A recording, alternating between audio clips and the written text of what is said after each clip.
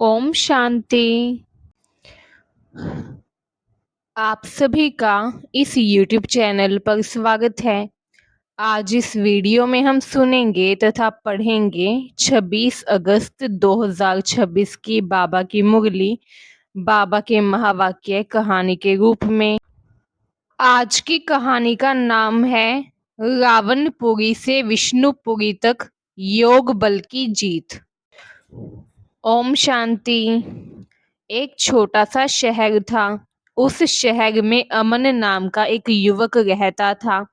बाहर से देखने पर उसका जीवन बिल्कुल सामान्य था, परंतु उसके मन में हमेशा एक प्रश्न उठता था, क्या सचमुच ये दुनिया बदल सकती है? क्या दुख, अशांति, लड़ाई या विकारों से भरी ये दुनिया फिर से सुख व शांति की दुनिया बन सकती है? अमन को जवाब कहीं नहीं मिल रहा था। कभी वह समाचार देखता तो युद्ध की खबरें होती, कभी परिवारों में झगड़े देखता, कभी लोगों को स्वार्थ के लिए एक दूसरे को दुख देते देखता। वह सोचता, यदि भगवान है तो इस दुनिया को बदलते क्यों नहीं। एक दिन उसकी मुलाकात एक वृद्ध व शांत स्वभाव वाली बहन सरिता दीदी से हुई।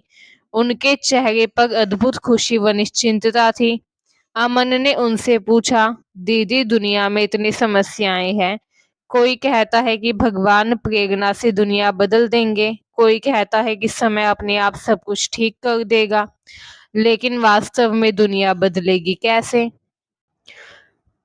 सरिता दीदी मुस्कुराई तथा बोली, बेटा, दुनिया केवल इच्छा करने से नहीं बदलती। परिवर्तन के लिए पहले मनुष्य को बदलना पड़ता है तथा मनुष्य को बदलने के लिए आत्मा को अपने परम पिता से शक्ति लेनी पड़ती है।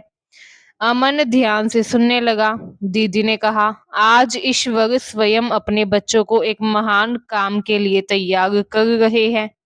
ये काम है रावणपुरी को विष्णुपुरी बनाना, अर्थात दुख की दुनिया को सुख की दुनिया में बदलना।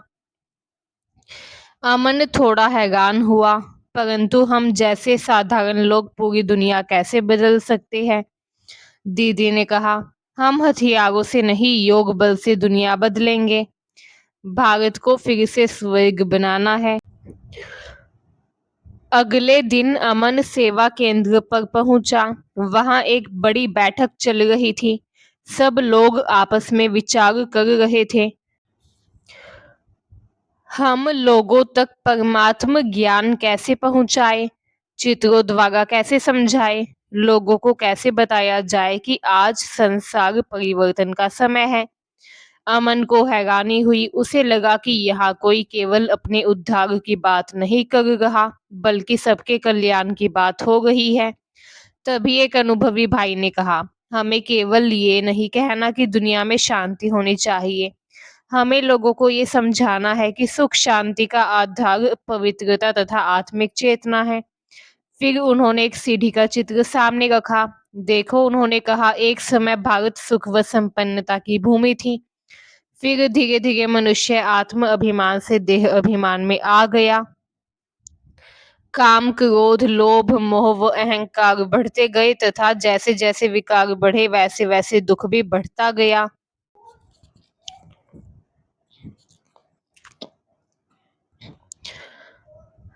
अमन की बुद्धि में जैसे प्रकाश हुआ। उसने कहा, तो दुनिया की समस्या बाहर से ज्यादा मनुष्य के अंदर है। बिल्कुल, भाई ने जवाब दिया, तथा इसलिए दुनिया का परिवर्तन भी अंदर से ही शुरू होगा। फिर उन्होंने दृढ़ स्वर में कहा, हम योग बल से इस भारत को फिर से स्वर्ग बनाएंगे। अमन के मन में प्रश्न उठा, लेकिन क्या केवल योग से इतनी बड़ी दुनिया बदल सकती है?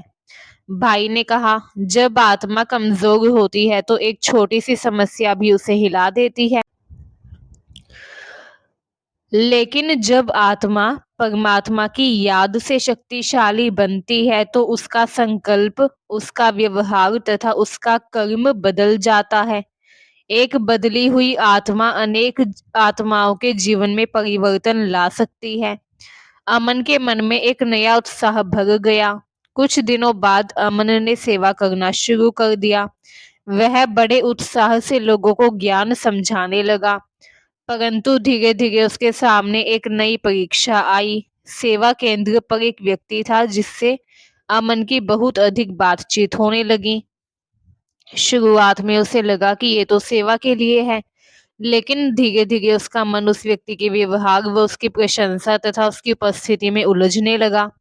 यदि वह व्यक्ति बात ना करता तो अमन का मन परेशान हो जाता, यदि उसकी प्रशंसा करता तो खुशी होती, तथा यदि कोई बात पसंद न आती तो मन में दुख होता। एक दिन अमन बहुत उदास बैठा था। सरिता दीदी ने पूछा, क्या हुआ? अमन बोला, पता नहीं दीदी, मेरा योग भी ठीक से नहीं लग रहा। पहले सेवा के नए नए विचार आते थे, अब मन बाग बाग एक ही व्यक्ति तथा उसकी बातों में चला जाता है। सरिता दीदी ने गंभीरता से कहा, यही तो माया का बहुत सूक्ष्म विघ्न है। अमन ने पूछा, कौन सा विघ्न? दीदी बोली, देह अभिमान में लाकर किसी के काम, नाम तथा रूप में फंसा देना।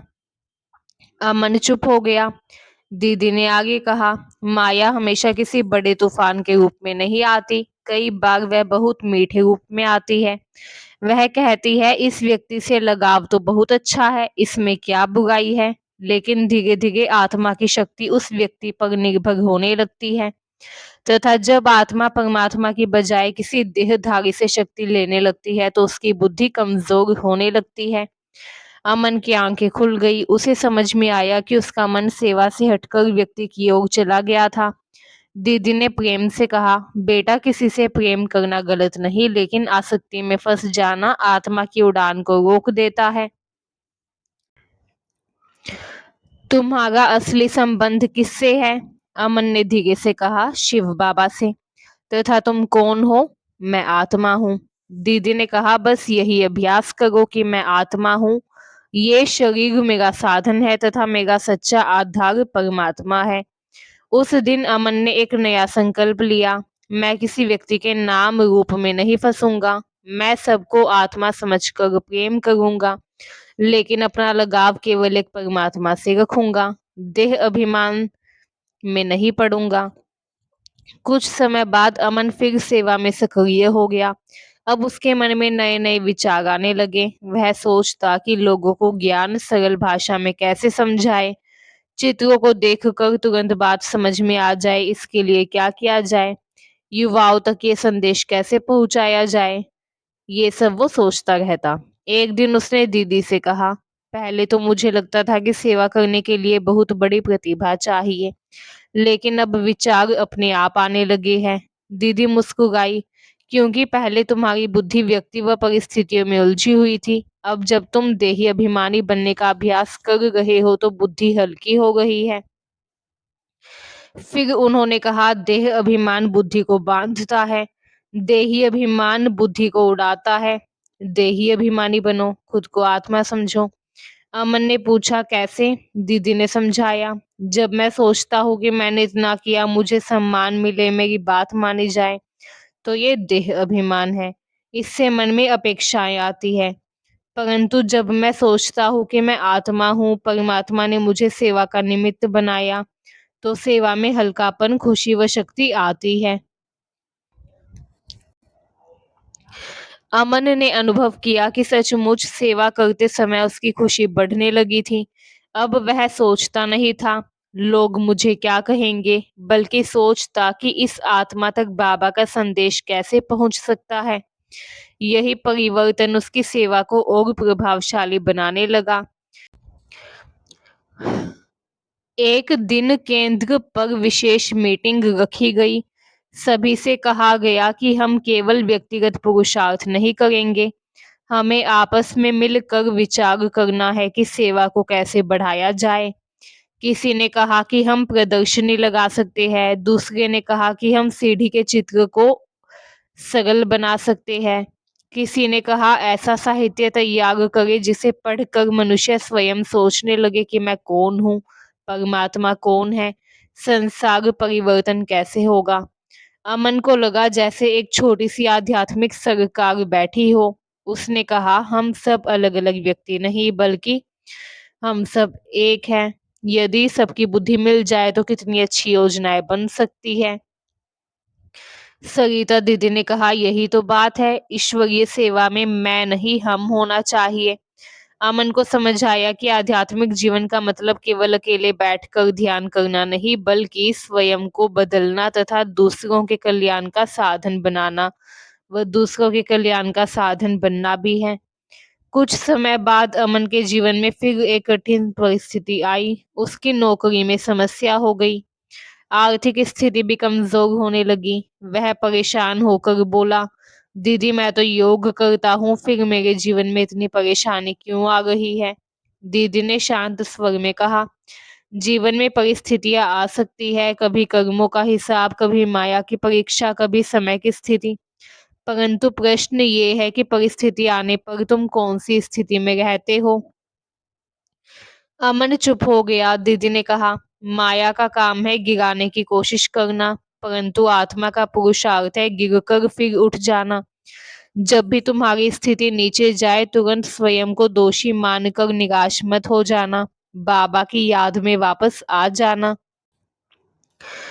फिर उन्होंने कहा, सच्चा योद्धा वह नहीं जो कभी गिरता नहीं, बल्कि वह है जो हर बार उठकर फिर आगे बढ़ता है।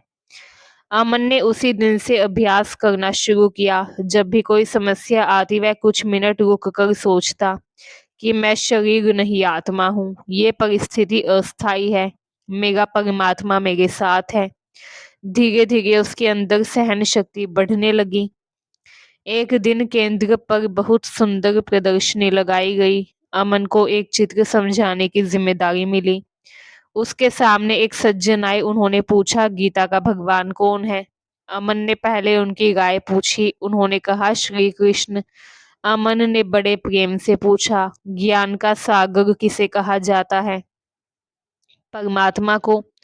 पतित पावन कौन है? परमात्मा। सुख शांति का सागर कौन है? परमात्मा। फिर अमन ने चित्र की तरफ इशारा करते हुए कहा, तो क्या परमात्मा व श्री कृष्ण की महिमा एक जैसी है? सज्जन कुछ देर सोचते रहे। अमन ने महसूस किया कि केवल बोलना ही सेवा नहीं, सही प्रश्न पूछकर दूसरे की बुद्धि को सोचने के लिए प्रेरित करना भी सेवा है। अब उसकी बुद्धि में प्रतिदिन नए विचार आने लगे। वह सोचता कि यदि मुझे लोगों को ज्ञान देना है तो कौन सा माध्यम अपनाया जाए, किस तरह का चित्र लोगों को जल्दी समझ आएगा, कैसे लोगों तक आत्मिक संदेश पहुंचाया जाए। उसे अब समझ आ गया था कि जिसके मन में सेवा के संकल्प चलते रहते हैं, उनकी बुद्धि व्यर्थ बातों में कम उलझती है। एक शाम अमन व सरिता दीदी बगीचे में बैठे थे। अमन ने पूछा, दीदी क्या हमें दुनिया की किसी चीज से लगाव नहीं रखना चाहिए? दीदी ने कहा, वस्तु का उपयोग करना तथा उसमें आसक्त होना दोनों अलग बातें हैं। उन्होंने अपने हाथ में मोबाइल लिया तथा कहा, मोबाइल सेवा के लिए उपयोगी हो सकता है, परंतु यदि इसके बिना मन अशांत हो जाए तो ये उपयोग नहीं, लगाव बन जाएगा। फिर उन्होंने कहा, इसी तरह व्यक्ति साधन, पद, धन, सम्मान सबका उपयोग करो, लेकिन अपनी आत्मा को किसी का गुलाम मत बनाओ। अमन ने पूछा, तो सच्ची स्वतंत्रता क्या है? दीदी ने जवाब दिया कि जब आत्मा किसी व्यक्ति, वस्तु, परिस्थिति या इच्छा के बिना भी अंदर से पूर्ण व खुश रह सके तो वही सच्ची स्वतंत्रता है। अमन की आंखों में चमक आ गई। उसे समझ में आया कि पवित्रता केवल कर्म की पवित्रता नहीं, पवित्रता का मतलब है मन को भी व्यर्थ लगाव तथा विकारी आकर्षण से मुक्त करना। कुछ वर्षों बाद अमन एक बहुत अच्छा सेवाधारी बन गया, परंतु उसकी सबसे बड़ी विशेषता ये नहीं थी कि वह बहुत अच्छा भाषण देता था, बल्कि उसकी सबसे बड़ी विशेषता थी कि वह देही अभिमानी रहता था। कोई उसकी प्रशंसा करता तो भी वह हल्का रहता, कोई आलोचना करता तो भी वो शांत रहता, कोई पास आता तो प्रेम देता, कोई दूर जाता तो उसका मन परमात्मा से जुड़ा रहता। अब वह हर सुबह स्वयं से कहता कि मैं एक शांत, पवित्र व शक्तिशाली आत्मा हूँ। ये शरीर मेरा साधन है, सभी आत्माएं मेरी भाई बहन है, मेरा सच्चा साथी एक परमात्मा है। मुझे किसी के नाम रूप में नहीं फंसना, मुझे माया के धोखे से बचना है। मुझे अपने योग बल से स्वयं को बदलना है तथा संसार परिवर्तन के काम में सहयोगी बनना है। धीरे धीरे उसके जैसे अनेक बच्चे तैयार होते गए। कोई शिक्षा के माध्यम से सेवा कर रहा था, कोई चित्रों के माध्यम से, कोई भाषण से, तो कोई अपने श्रेष्ठ व्यवहार से। लेकिन सबका एक ही लक्ष्य था, पहले स्वयं को बदलना है, फिर दुनिया के परिवर्तन में निमित्त बनना है। तथा सभी के मन में एक दृढ़ संकल्प गूंजता कि हम योग बल से रावणपुरी को विष्णुपुरी बनाएंगे। ये किसी बाहरी युद्ध की घोषणा नहीं थी, ये घोषणा थी काम पर पवित्रता की विजय की, क्रोध पर शांति की विजय की, लोभ पर संतोष की विजय की, मोह पर आत्मिक प्रेम की विजय की, तथा सबसे बढ़कर देह अभिमान पर देही अभिमानी स्थिति की विजय की। तथा यही थी उस नए संसार की शुरुआत। पहले एक आत्मा बदली, फिर दूसरी, फिर तीसरी, तथा धीरे धीरे संसार परिवर्तन का महान काम आगे बढ़ता गया। आइए अब देखते हैं इस कहानी से हमें क्या शिक्षा मिलती है। तो बाबा कहते हैं दुनिया को बदलने से पहले स्वयं को बदलना है। बाबा बताते हैं कि माया का सूक्ष्म तथा बड़ा विघ्न है किसी के नाम रूप में फंस जाना। देह अभिमान सेवा व योग की शक्ति को कम करता है। देही अभिमानी बनने से बुद्धि में सेवा के नए विचार आते हैं। साधनों का उपयोग करना है लेकिन उनसे लगाव नहीं रखना। प्रत्येक परिस्थिति में याद रखना है कि मैं आत्मा हूँ तथा परमात्मा मेरा सच्चा साथी है। श्रेष्ठ भाग्य बनाने की सबसे सरल विधि है देह अभिमान का त्याग तथा परमात्मा की याद। ओम शांति। आइए अब हम सुनते हैं सारांश। विषय है देह अभिमान से मुक्त होकर योग बल सेवा व पवित्रता द्वारा स्वयं व विश्व का परिवर्तन करना। आज बाबा ने बच्चों को मुख्य रूप से देही अभिमानी बनने, माया के नाम रूप के धोखे से बचने, सेवा में नए नए विचार चलाने तथा योग बल से भारत को फिर से स्वर्ग बनाने के महान काम में सहयोगी बनने की शिक्षा दी है। बाबा समझाते हैं कि हम साधारण मनुष्य नहीं बल्कि हम ईश्वरीय काम के निमित्त बने हुए बच्चे हैं। हमारा लक्ष्य केवल अपनी मुक्ति या जीवन की समस्याओं को समाप्त करना नहीं बल्कि रावणपुरी को विष्णुपुरी अर्थात दुख व विकारों की दुनिया को सुख शांति व पवित्रता की दुनिया में बदलना है। बाबा कहते हैं कि हमारा महान लक्ष्य है भारत को फिर से स्वर्ग बनाना। बाबा कहते हैं कि बच्चे जानते हैं कि ये वर्तमान संसार परिवर्तन का समय है। अभी संसार में दुख, अशांति, लड़ाई, मतभेद व विकार बढ़े हुए हैं। इसे बाबा ने रावणपुरी कहा। लेकिन हमारा लक्ष्य है कि हम अपने योग बल से इस भारत को स्वर्ग बनाएंगे। ये बहुत बड़ा व शक्तिशाली संकल्प है। भारत पहले सुख शांति व संपन्नता की भूमि था। भारत में आदि सनातन देवी देवता धर्म था। अब वही भारत तमो प्रधान अवस्था में आ गया है। इसलिए हर बच्चे को ये नशा रहना चाहिए कि मैं विश्व परिवर्तन के काम में परमात्मा का सहयोगी हूँ। आज बाबा ने स्पष्ट किया कि हमारी लड़ाई बाहरी हथियारों वाली लड़ाई नहीं, हमारी असली लड़ाई है काम से, क्रोध से, लोभ से, मोह से, अहंकार से, देह अभिमान से। यही माया या रावण की शक्तियां हैं। कभी कभी हम बहुत अच्छा पुरुषार्थ कर रहे होते हैं, योग अच्छा चल रहा होता है, सेवा में उत्साह होता है, लेकिन अचानक माया किसी न किसी रूप में आकर आत्मा को कमजोर करने का प्रयास करती है। इसलिए बाबा कहते हैं कि सदैव सावधान रहना है। माया का काम है आत्मा को बेहोश करना तथा बाप की याद से दूर करना। जब आत्मा बाप को भूलती है तो उसकी शक्ति कम होने लगती है। आज बाबा ने सबसे मुख्य संदेश दिया। बाबा कहते हैं कि माया का बहुत बड़ा धोखा है देह अभिमान में लाकर एक दूसरे के नाम व रूप में फंसा देना। कई बार हमें लगता है कि हम तो केवल प्रेम कर रहे हैं, मित्रता कर रहे हैं या किसी की मदद कर रहे हैं, लेकिन धीरे धीरे मन किसी व्यक्ति में इतना उलझ जाता है कि उसकी बातों का इंतजार होने लगता है, उसकी प्रशंसा से खुशी होती है, उसके व्यवहार से दुख होने लगता है। बार बार उसी के बारे में विचार आते हैं।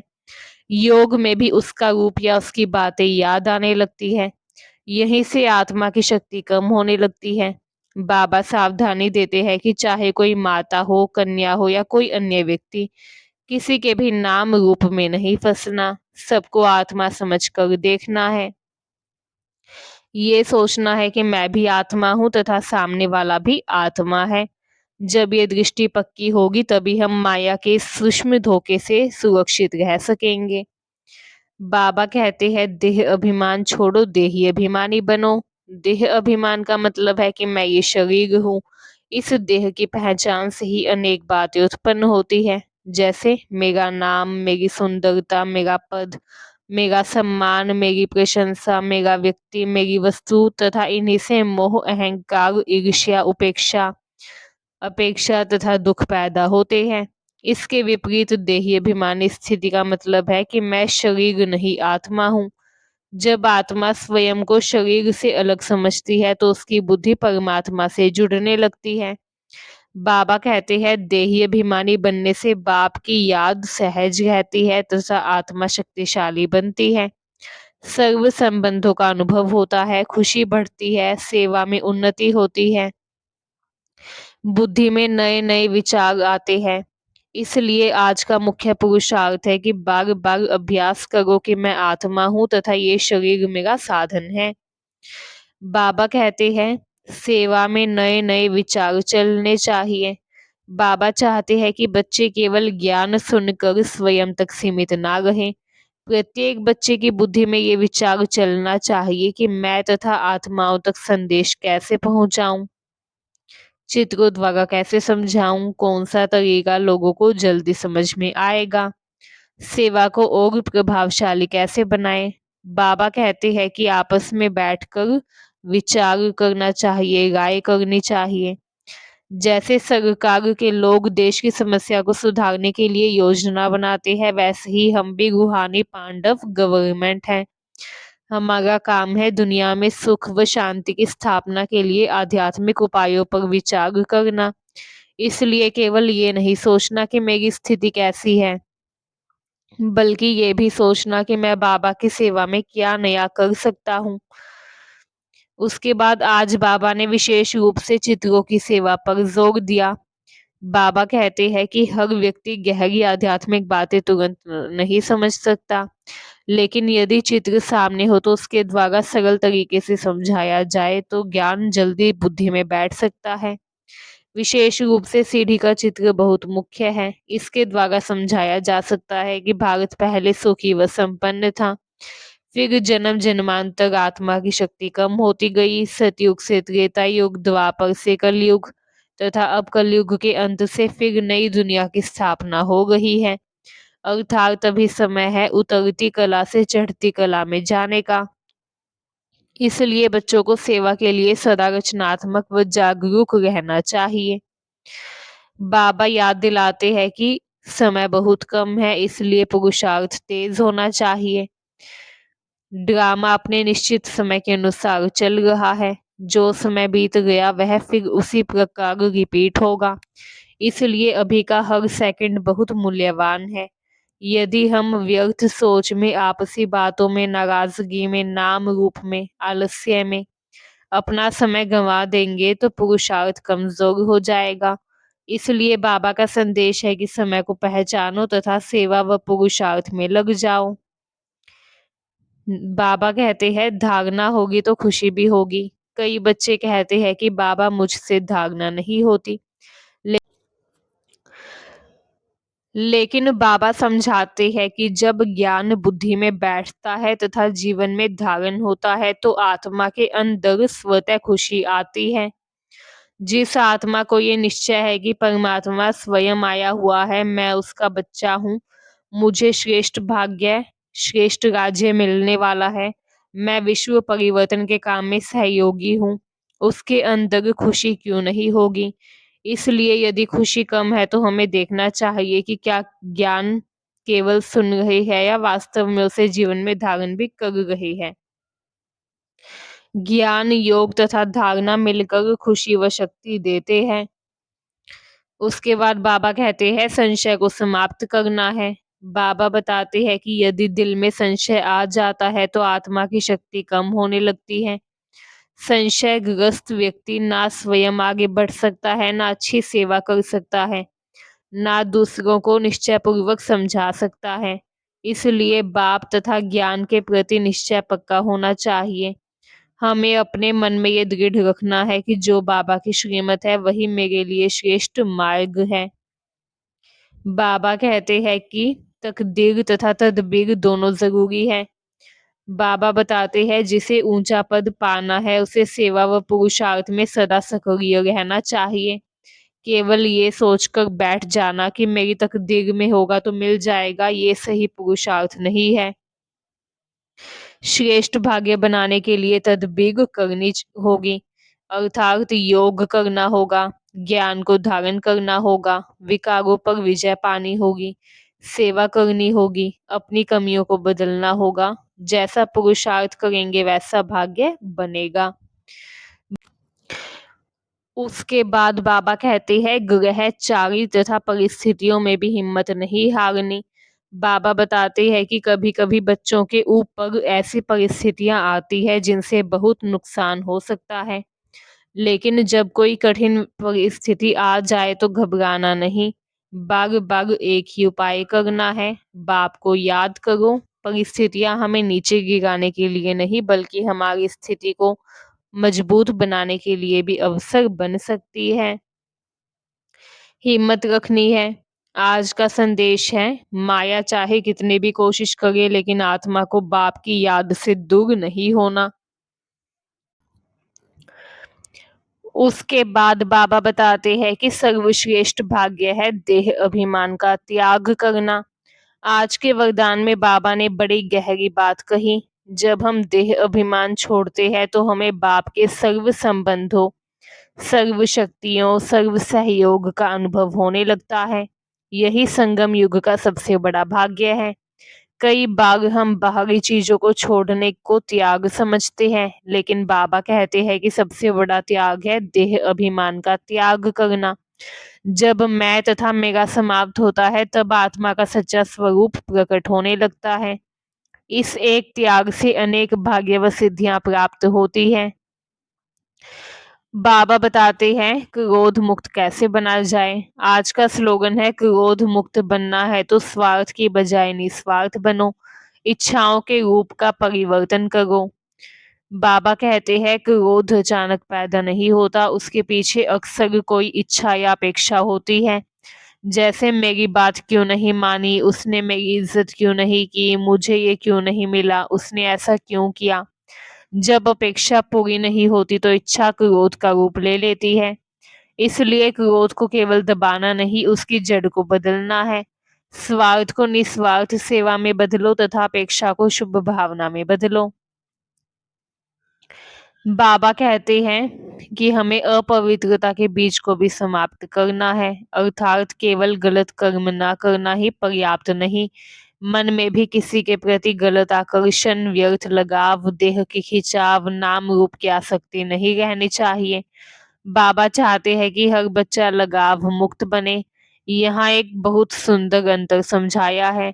साधनों का उपयोग करना अलग बात है, लेकिन उनसे लगाव रखना अलग बात है। हम वस्तुओं का उपयोग करें लेकिन उनके बिना दुखी ना हो। हम लोगों से प्रेम करें लेकिन उनके ऊपर निर्भर ना हो। हम संबंध निभाए लेकिन अपना आत्मिक आधार केवल परमात्मा को बनाए। यही सच्ची स्वतंत्रता है। बाबा कहते हैं कि हमेशा एक बात ध्यान रखो कि मैं आत्मा हूँ, सभी आत्माओं से आत्मिक प्रेम रखता हूँ, किसी के नाम रूप में नहीं फंसता। एक परमात्मा को अपना आधार बनाकर योग बल से स्वयं को तथा विश्व को बदलने के काम में लगे रहो। आज की मुरली से हमें 5 मुख्य संदेश मिलते हैं। आइए सबसे पहले जानते हैं आज बाबा ने क्या सावधान किया। आज बाबा ने माया के सबसे बड़े सूक्ष्म विघ्न से सावधान किया। माया का सबसे बड़ा सूक्ष्म विघ्न है देह अभिमान व किसी के नाम रूप में फंसना। इससे बचने के लिए बाबा ने सावधान किया। आज बाबा ने हमें शक्ति दी है देह अभिमानी बनने की।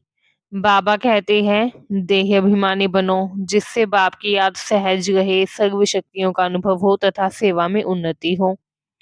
आइए अब जानते हैं आज बाबा ने क्या लक्ष्य दिया। तो आज बाबा ने योग बल तथा पवित्रता के आधार पर रावणपुरी को विष्णुपुरी व भारत को फिर से स्वर्ग बनाने के महान काम में सहयोगी बनने का लक्ष्य दिया। आज की सेवा का संदेश है कि हर बच्चे की बुद्धि में नए नए सेवा के विचार चलने चाहिए।